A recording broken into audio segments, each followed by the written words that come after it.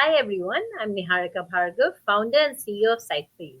On 19th November, we celebrate International Men's Day, a day to honor the strength, resilience, and positive contributions of men and boys across all walks of life. It's also a powerful reminder to support their well being, growth, and emotional health with empathy and respect. Today, we're talking about the unspoken truths about men, and we'll be hearing it from the perspective of one man himself. I'm delighted to welcome Arjun Gupta, who has been actively working in the field of men's mental health. Hi, Arjun. Welcome. Would you like to introduce yourself to everyone?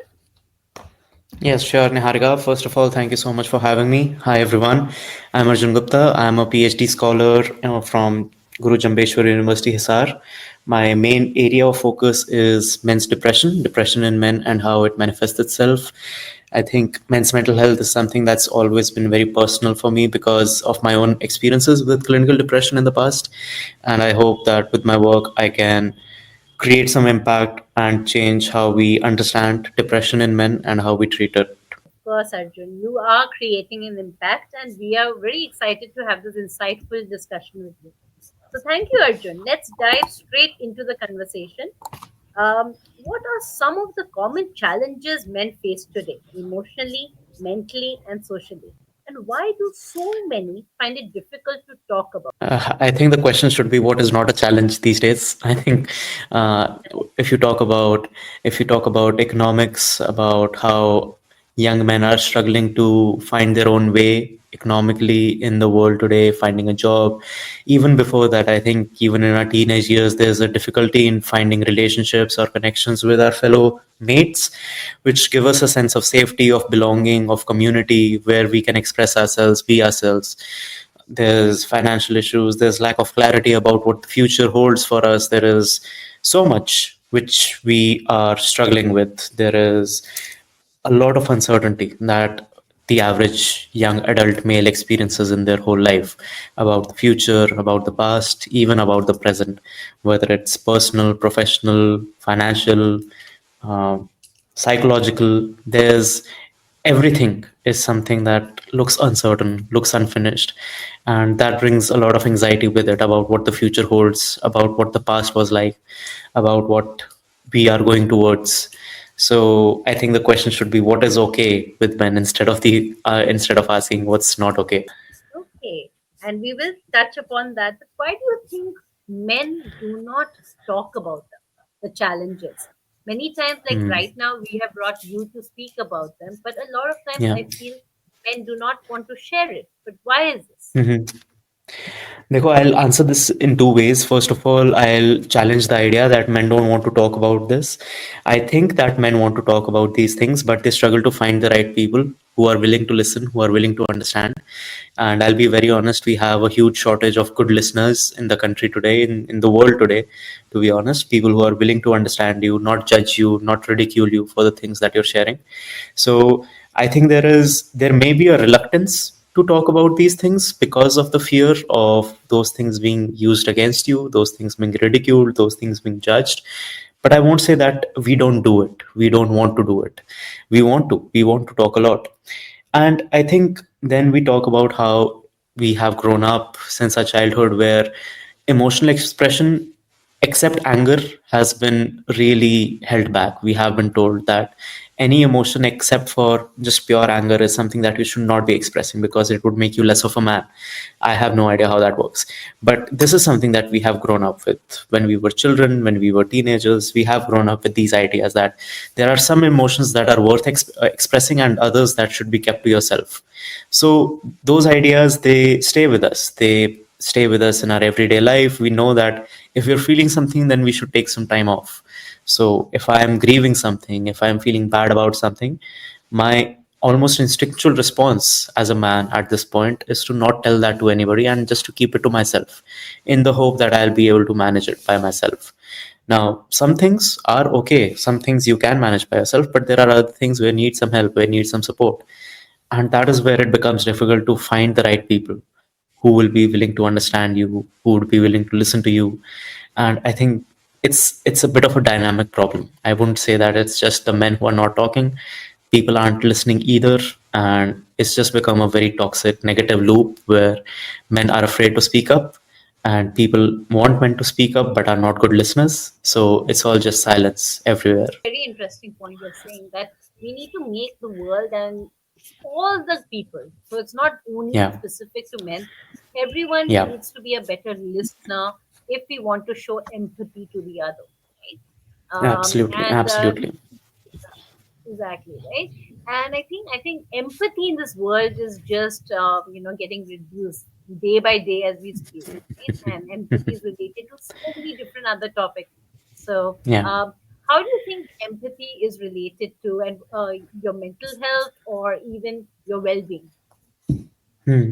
Look, the concept of empathy is that when somebody is going through something, you have a basic understanding or at least a model in your mind about what they might be experiencing, what they might be going through internally.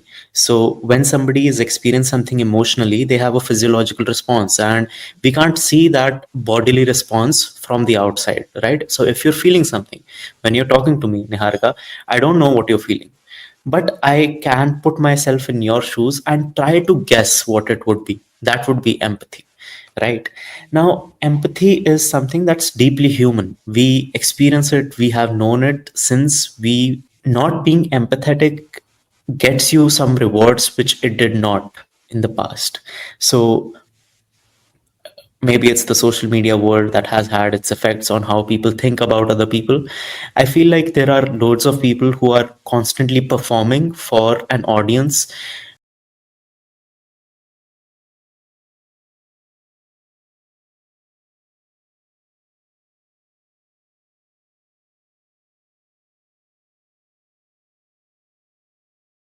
through cruel ways where they're not trying to understand the person in front of them, the person who might be suffering from something.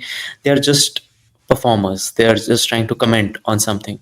So I'll give you an example that when you read something about somebody dying in a train accident, the empathic response in most cases is that that's a horrible thing that happened. It should not have happened, and you're worried about what their family is going through and what they will be going through. That's something that people think normally, right? Like, how could this happen? Why is this so normal? It's empathy. That's empathy. I think we all experience that to some degree.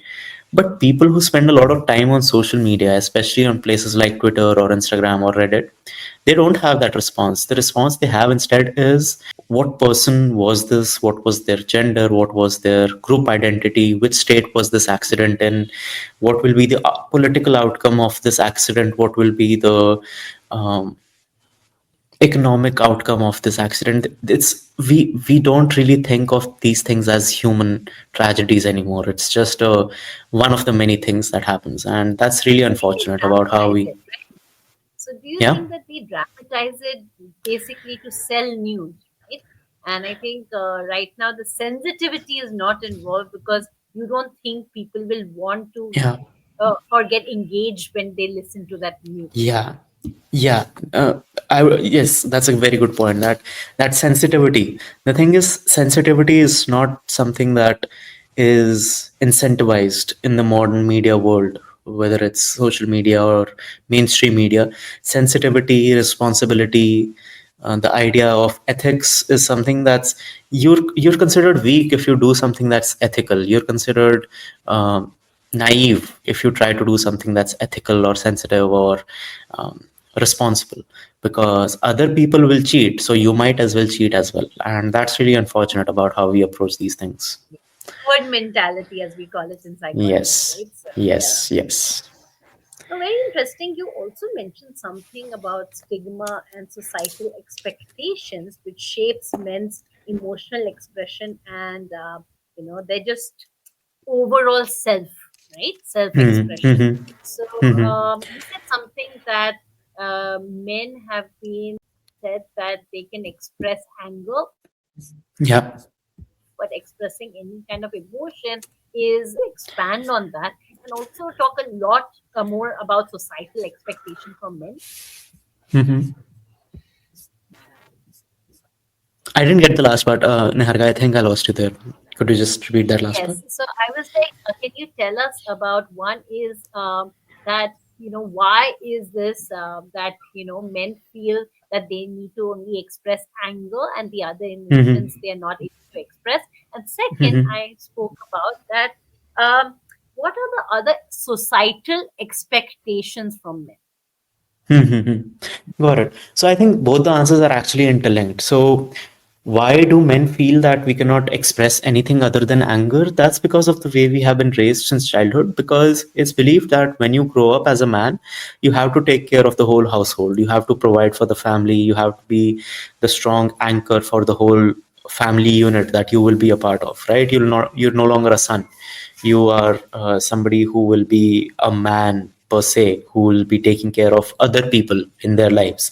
So what that suggests to young men is that emotions are something that must not be your priority, must not be on top of your priority, because if you're too focused on your emotions, the other things will suffer. So you may not be able to work as well as you would like to.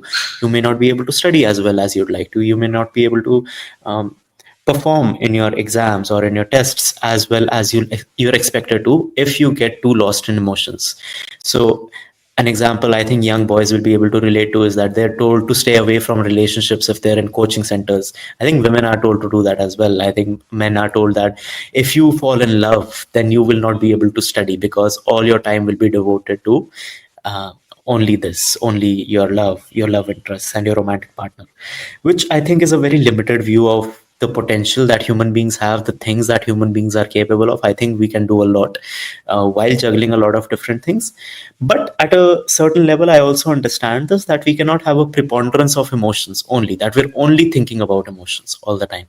So it's about balancing the two things, that you're not suppressing your emotions, you understand them, you're able to communicate them, but it's not like you're just completely in a analysis paralysis situation where you're just completely overcome with emotions and you're unable to do anything beyond these emotions. So I think that's the balance that we need to have. And as you talked about the expectations that we have from men, there are so many expectations and they're so unrealistic. I'll be very honest. I think you're expected to go to the best schools, go to the best, perform well in your competitive exams, then go to the best college. When you're in the best college, you have to get the best. Sorry, you have to get the best companies, you have to be placed with the best companies, then you have to be the best performer there. You have to do all of this while taking care of your physical health. You cannot be a very heavy person, and you have to have a very strong hairline, and you have to have six pack abs. So it's so much that that's on the list. It's impossible to fulfill all those things, and you have to earn a lot of good money as well, and you have to fulfill your parents' dreams as well, and you have to take care of your family, your future family as well, and you need to be emotionally intelligent as well. So it's so much Yeah, that too you many it's things. it's It's like it's a full yeah, burden, right? Yeah. yeah, it's like setting up somebody up for failure. Ask them to do 100 things, and they'll do everything that they can to do those 100 things, but they'll eventually fail with at least one thing or maybe two things. They will fail at them, and then you blame them for failing at those things. So it's the system is quite Mm. is set up as a way for, it sets us up to fail And eventually. do you feel, is it because, uh,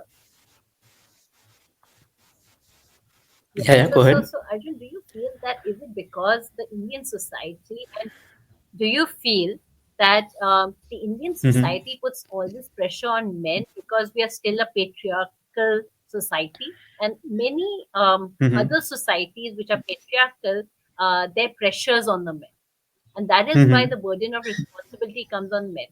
And even some now communities are evolving into being more, I would say, not more matriarchy. Would you feel that Hmm. the burden of responsibility will then get a little shifted, or you feel that Hmm. this is how people will always think for men? Look, I am optimistic that there is a future possible where these responsibilities, as we call them, I like to call them unrealistic expectations, are a little less harsh, and the consequences of not meeting these expectations are not as harsh as they are currently. Because right now, if you're not able to meet these expectations, you're basically discarded.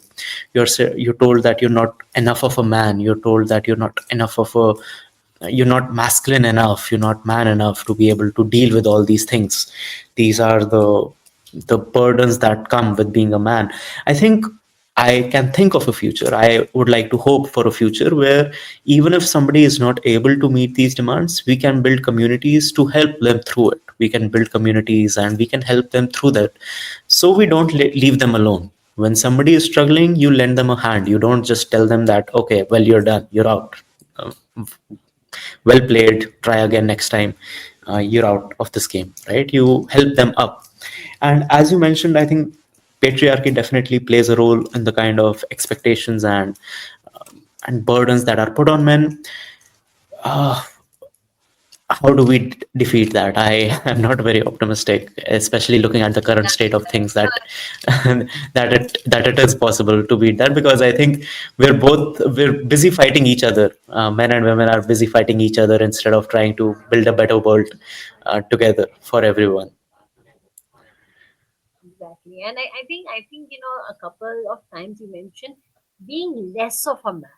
And I Yeah. think the one is what do we define as being a man? Is it being Hmm. macho, is the six pack, or being the best in everything, or not showing your emotions? If you show your emotions, are you more feminine? And that has been called to men, right? And I think that's a very unfair world where you have certain high expectations, and this can be for any gender, so not only specific to men, but certain kind of biases towards a particular gender, which sometimes really kind of hurts, right? Yeah. It could be expectations from women, being taking care of all the homework, or the housework, and managing the parents, elderly parents, and the children, and things like that. And for men, it's all about being that providing the financial security, right? So I Yeah. think we are hoping that over time that changes, and mindset changes. And as you said, the Yeah. only way to fight patriarchy is to change the mindset of people, right? Exactly. Exactly. Well put. Couldn't have said it better myself. Wonderful. So, in today's world, what does it truly mean to be a positive male role model? And how can men redefine masculinity to include empathy and vulnerability? Hmm. Dekho, I think I'm nobody to redefine masculinity. I think we all have, if you ask 100 men about what masculinity means for them, they'll come up with 100 different responses. But there are some things which are common in all of them. I think we have an idea of masculinity, unfortunately, currently, at least since the 1990s, and that's what research has shown as well, that over the last 30-35 years, we have started taking a very negative view of masculinity. We have started focusing on only on the deficits of masculinity. Like, even when we're talking, you and I, we're talking about how masculinity does not allow men to express themselves. We're talking about how masculinity holds men back. We're talking about masculinity in a very negative way, right? I think it's unintentional. We don't think negatively of masculinity, but these things come up. We only talk about the negatives of masculinity. There are other sides of masculinity as well. There is courage of taking risks, courage of uh, when somebody is in trouble, you go and help them even if they're strangers. You if you go through those bravery acts of bravery that are done, it's mostly men who engage in those acts of bravery, right? So there are these components of masculinity as well. There's courage, there's integrity, there's helping people grow, There's helping people become. There's actually brotherhood. brotherhood. There's brotherhood. Brotherhood Brotherhood is is a very actually strong not one. spoken much Yes. about. Yes, Exactly. and I feel like I mean, you will always see that men get along at the start goal, right? Like they just need Yes. an Yes. activity. They need either them meeting, or they playing some sport, or watching some sport, and Yes. two men, you put them together and they will eventually just be friends, right? And Yes. Exactly. women take a lot more longer, and there are a lot more layers when taking friendship. And I feel that the way men make friendships are so different, and sometimes very important, especially in the Yes. professional world, to learn from. Absolutely. And you make such a good example of the sports things that, just should those shared activities, they build deep bonds. It's not that if I meet an Arsenal fan walking around, he's just a friend for me from that moment on. If I meet somebody who's a football fan, he's a friend for me. from then on, right? So these things are also a part of masculinity, about the masculinity culture. So, and when you think about masculinity in this way, empathy and vulnerability are also parts of this. It's just about who do you share those vulnerabilities with, who do you share that empathy with. I think over time what has happened is that we have created this persona of a masculine man who shows absolutely no emotion at all, which again, I don't think there is such a man who just does not feel anything, does not express anything. We express a lot, but we do it in very different ways. So you're asking me if we can redefine masculinity to include empathy and vulnerability. I am saying that they're already a part of masculinity as it is. It's just that we have forgotten to insist upon them over the last 30, 40 years. Mm.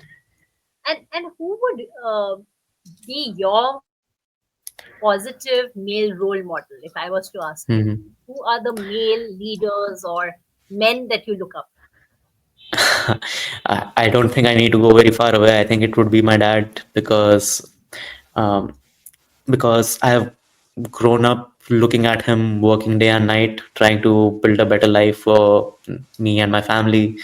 And I mean, even today, I think he's approaching 71 years old, and he's still working day and night at the hospital, because that's how important work is to him. That's how important helping people is to him. He's a doctor, so he just enjoys his work so much.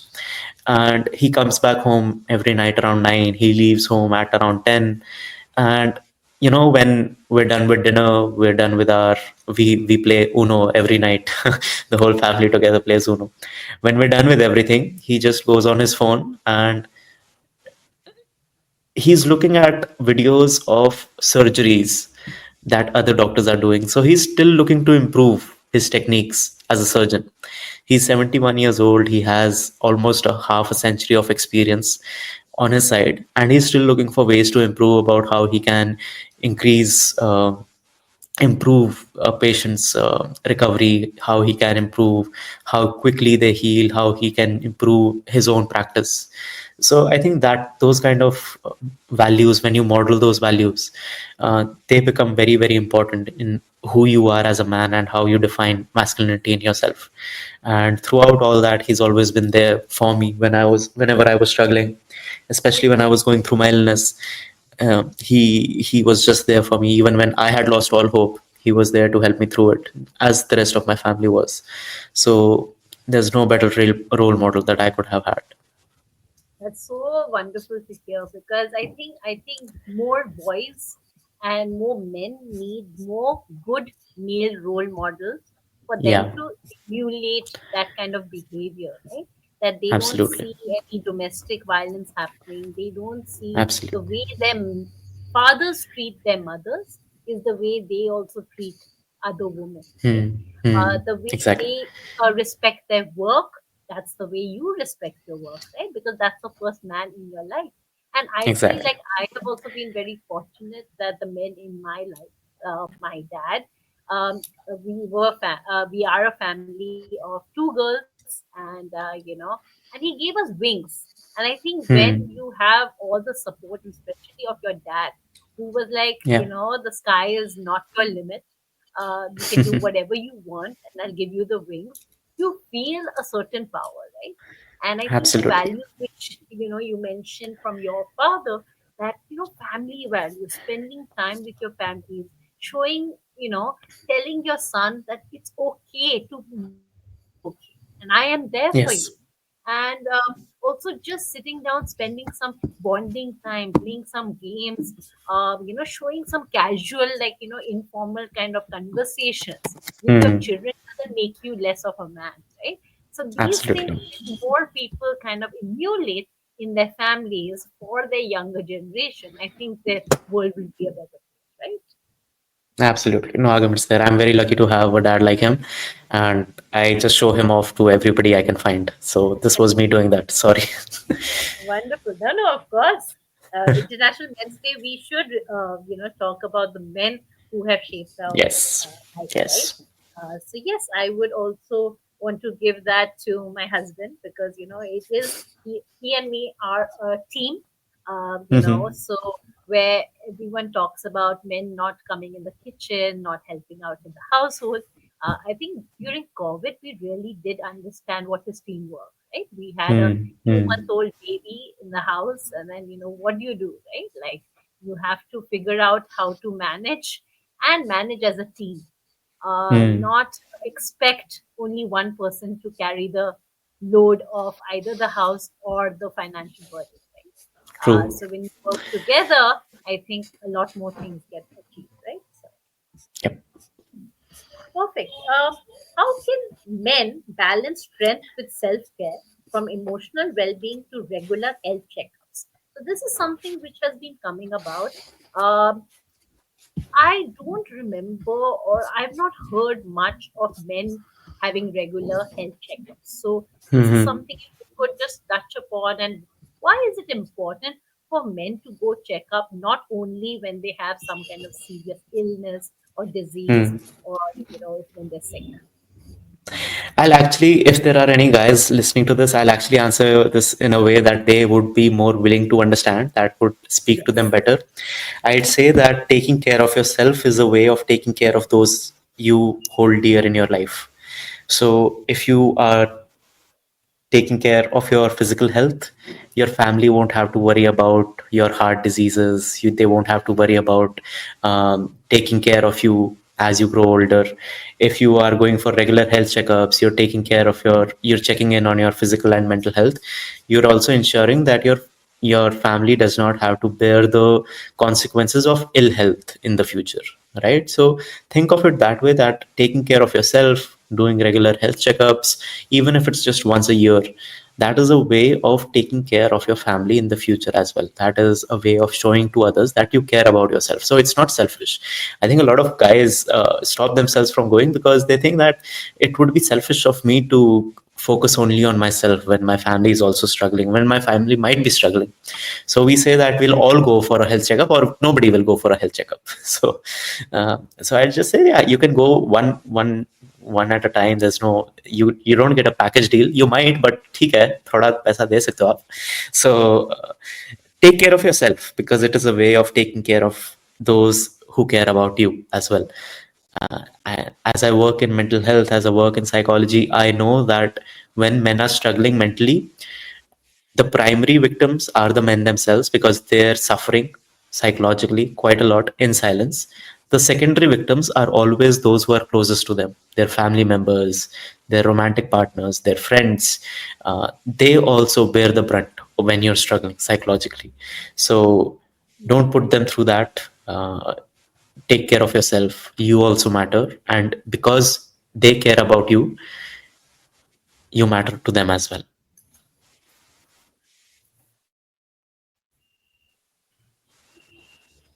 No, that's an excellent point. You think self care is something selfish, but it's actually Yeah, beneficial for the entire family. And I think this is something absolutely. which you tell your elderly parents also, that you don't take care of your health, especially when they get older. They get a lot more, I would Hmm. say, rigid in their thinking. Yes. They only want to take care of you. That's when Hmm. you have to put your foot down as kids and be like, no, if you don't take care of your health, you're actually not taking care of me. So it's actually Yes. a very good point for anyone who has, like, obviously elderly parents either staying with you or Hmm. close by. um, how do you make them listen to you, right? So But flip the table on them. that's Uno it. reverse कर दो उनके साथ. Exactly, do Uno reverse. Wonderful. And can you also tell us what is a male gynex? What is the term that we use? Because that is, I don't know. We're not very many people are not aware.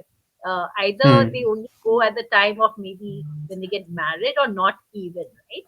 I think a lot of Hmm. times men are scared to go to a doctor. So what is the right term? I think they call What is the andrologist or something. I think andrologist. andrologist? That's Yes, what I think Google they're says. called andrologist. Andrologist. Yeah. And so Yeah, I I, think I that is. Tell me. no. So my point is the fact that a lot of times I think ignorance about who are male doctors, and then how Hmm. accessible they are, Is it only talking about fertility issues? That's why I think a lot of men are scared to go, or like, what is the Mhm. reason why men don't regularly go to an, their male Dekho, equivalent? I think there is a very deep psychological element to it, which we saw during COVID as well, which we see during any health crisis. If we test something, it becomes real for us. If we go for a checkup, things become real for us because there is a possibility that something could go wrong. ठीक है, I think this was very common during COVID as well, where people were coughing, people had fever, people were coughing blood, but they weren't willing to get tested for COVID because they were afraid that if it comes back positive, then what will happen? We'll have to stay in quarantine for 2 weeks. We'll have to live separately from everybody else. Even though, rationally speaking, there's no reason to avoid a test, right? But there is a very deep human resistance to the idea that there might be something wrong with you. So we do everything and anything that's possible to avoid the possibility that we have to get tested or we might end up getting tested ourselves. So the same happens with even a visit to a general physician, that if you never go to a doctor, you'll never be sick. So the same thing is happening with andrologists as well, men not going to andrologists, men not going to psychologists. I think this is more of a general psychological process. I would be very surprised if this is something to do with gender. And I think again it goes back to the fact that it shows some sign of weakness going to a doctor, as Hmm. you're saying, it makes it more real that you're not Yeah. well or something's wrong with you. So that is the stigma, what or the kind of myth which people go with when they go to a doctor, Hmm. right? So it's like, let Exactly. me do self care like at home, or self medication versus going to a doctor. Very interesting Yes. how men think and how women think. So I think it's like immediately when there's some issue, we're like, okay, you know what? Can I just message my doctor, right? Or find Yeah. out, like, what is the medicine that I should have? I want to quickly be efficient. I have no time to fall sick, right? So I Yes. think a lot of women think like that, that, oh, who is going to do care of the cooking or take care of the house or the children? So I can't afford to fall sick. So I have to quickly go to the doctor, get well soon. Yeah, guys just skip that step of going to the doctor. They're like, yeah, we don't have any time to get sick, so we'll just ignore it. Just ignore it as long as possible. I think that's what we do. Very interesting. As a society, how can we help men feel more seen, supported, and confident to seek help and build emotional resilience? Okay, so a lot of times this discussion happens and men feel invisible. Men don't feel seen. Now, even in relationships or in families. So, how can we make men feel more seen and more safe? Look, I think in such situations, what we're trying to do is we're trying to help men realize that they are understood, that they have a psychological world inside them as well, and that it's worth exploring. It's not that if Sorry, that Arjun, world we're is not shown able to. to hear you.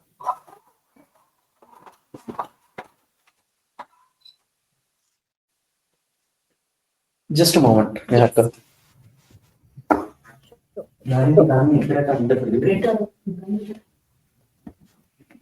Hi, is this better? yes. Then, Yeah, I think when we're talking about exploring that inner world, right? As I said, men have been so detached from their internal world that we wish somebody understood us. But the thing is that we don't understand ourselves either. So that creates problem for us in communication, in understanding others and understanding ourselves, because we have been so detached from any kind of emotional experiences that even when we're experiencing them, we don't know the words to put to it. So there's this term called alexithymia, where it's the inability to label your own emotions, which men experience quite often. We feel a lot, but we don't know what to call it. We don't know what to say to it. So because we don't understand what to say, what it is called, we are unable to explain to other people about what we're experiencing either. And that creates problems for us because we wish that other people understood us, but we're unable to understand ourselves as well. So it's more of a collective effort that people have to go through. I think first step has to be taken by the men themselves, by us as well, that we try to understand ourselves better. Secondly, I think there is sometimes a hurry in expressing or explaining or understanding what men are going through. So a family member died recently in my family, and some of my friends were like, okay, just tell me what you're feeling, jaldi jaldi says, just express as much as you can so that you feel better. And I was just telling them, nahi ruko abhi ruko, I'm still processing, matlab hua kya hai, I'm still processing the loss, I'm still going through it. But there was this hurry in them that, okay, now you have experiencing something terrible, and now you need to talk about it. The quicker you talk about it, the better it will be. Instead, allow people some time to mourn and grieve and process the emotion as well. So it's a dynamic process, as I'm saying constantly, that there needs to be some effort from men as well and from the people around them to build better relationships with them. Wonderful. And now let's go back to the first question that we spoke about. We opened a Pandora box about what are the challenges men face. Now, I would want you to end this conversation in a more positive light. What is going right, okay, for men as What is going right? Uh, what is going right? ये Uno reverse ना see, as a psychologist, I'm a very bad person to ask this because I exclusively deal with when things are not going right. Uh, yes? देखो, what I'll say is that men are still at the forefront of enrollments in the military. They're still at the forefront of most technological innovations. There might be some sexism in the field there as well, but um, we're still trying to understand new things. We're still exploring the world. We're still trying to build a better world. We're still trying to create new businesses. And men are trying to improve themselves. I think if any there is any man who's tuning in to this podcast, to this conversation, that is an effort to be a better version of themselves. And I think that's the best that we can hope for. People trying to become better versions of themselves instead of thinking that they're perfect. So people who are doing that, great for them. And I hope that continues for a long time to come. Wonderful. Thank you so much. Such an insightful conversation, Arjun. Thank you for sharing your perspective and experiences. As we celebrate International Men's Day, let's remember that supporting men and boys means listening without judgment, encouraging openness, and valuing their emotional health just as much as their strength. Let's continue breaking the silence and building a world where men feel safe to be seen, heard, and supported. Okay. And as we say, men are from Mars, women are from Venus. Actually, it's all from the planets. we're all So yes, we're all from planet Earth. We're all from exactly, not a different exactly. species. So we're all from the solar system. So we all need to understand each other, right? So thank you so much, Yes, Arjun. Thank you, audience, for chiming in. And I hope this conversation, this is just a start. Okay, please continue yeah, having these conversations, supporting each other as people, and I think this world will be a better place. Thank you, everyone. yes. Thank Thank you so much, Niharika. thank you.